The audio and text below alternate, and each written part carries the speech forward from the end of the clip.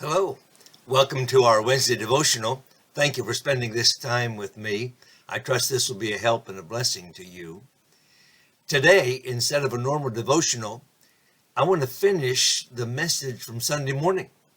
On Sunday morning, I was preaching from 1 Corinthians chapter 4, and my subject was faithfulness. We had celebrated Dora Gill's retirement. What a faithful lady she has been on our staff for 45 years. Now she's retired. But in talking about faithfulness, we read 1 Corinthians chapter 4, verse 2, but that says, "It is required in stewards that a man be found faithful." Because of the time constraints, I was not able to deal with verses 3 and 4. Verses 3 and 4 talk about whom we're to be faithful for, who is our judge. Let me read a couple of these verses and share with you these thoughts. In 1 Corinthians 4, verse 3, we learn about the judgment of men. "But with me," the writer said, "it's a very small thing that I should be judged of you or of man's judgment." The writer recognized that people will judge us. He had already said in verse 1 to give an account. We're going to give an account to people. We're going to give an account to God. But people all around will judge us. They will judge our motives. They will judge the way we live. They will judge. And we're not supposed to worry about that. He said it's a very small thing that I should be judged of man's judgment. I believe it was in Fox's Book of Martyrs, which I think you should read, that I read about a man named Andrew Hewitt. Andrew Hewitt was a young man. He was a tailor's apprentice. This is back in 1500s.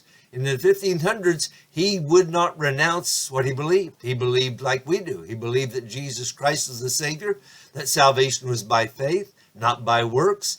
They said, renounce your faith or burn at the stake. And you know what happened? Even though he was only 24 years old, he gave his life, was burned at the stake because he wasn't concerned about man's judgment. I think also of great missionary, Adoniram Judson, who was missionary to Burma. When he went to Burma, he went there, and for the first 6 years of his ministry, 6 long years, he preached and he taught and he tried to learn the language and all the things he was trying to do, but did not have one convert in 6 years. After 6 years, he led someone to Christ. After that, his ministry began to grow, and we consider him today one of the great missionaries of the past. But it took 6 years. Men would think he was a failure. He probably was encouraged to come home. Nothing's happening. You're not having anybody saved. Come on home. Come off the field. You're wasting your life. Listen, we need to be careful that we're not worried about man's judgment, about the way people think of us. The next judgment that's mentioned here in 1 Corinthians chapter 4, also in verse 3, is the judgment by ourselves. Listen to this. 1 Corinthians 4 verse 3 says, "But with me it's a very small thing that I should be judged of you or of men's judgment. Yea, I judge not mine own self, for I know nothing by myself."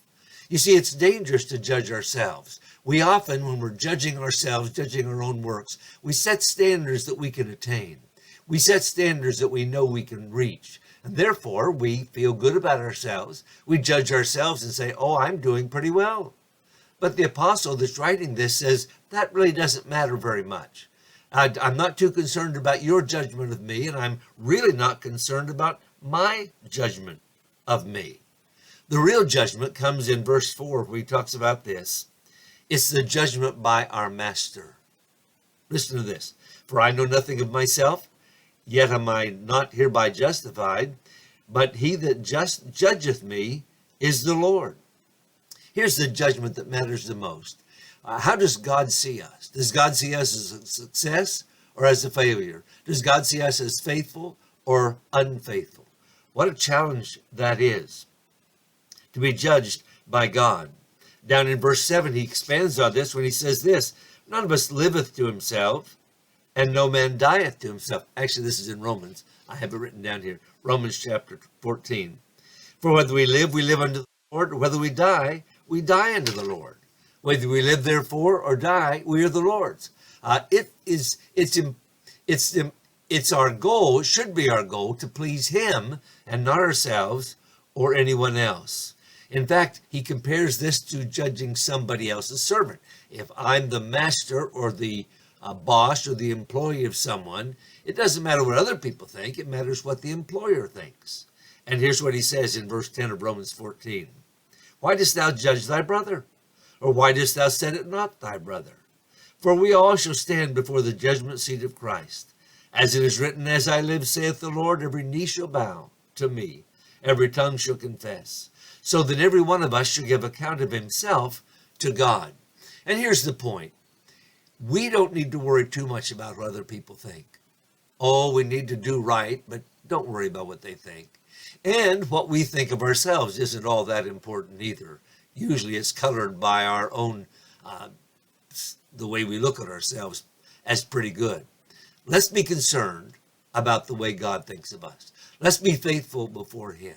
It's required, you see, in men that a steward rather than a man be found faithful.